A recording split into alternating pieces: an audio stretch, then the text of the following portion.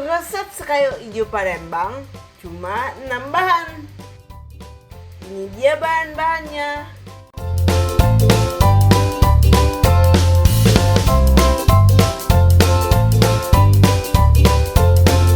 Pertama, telur kita kocok dengan gula hingga larut. Setelahnya, tambahkan garam, aduk lagi. Tuang air daun suji, aduk perlahan. Masukkan maizena, aduk-aduk hingga tercampur rata. Lalu masukkan santan, aduk hingga merata.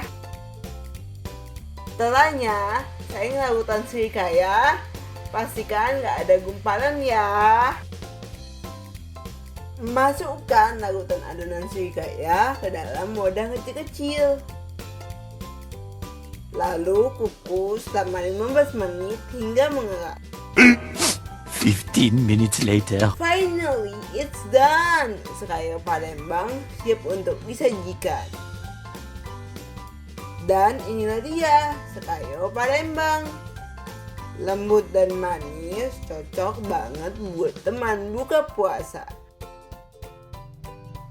Sampai jumpa lagi di resep berikutnya.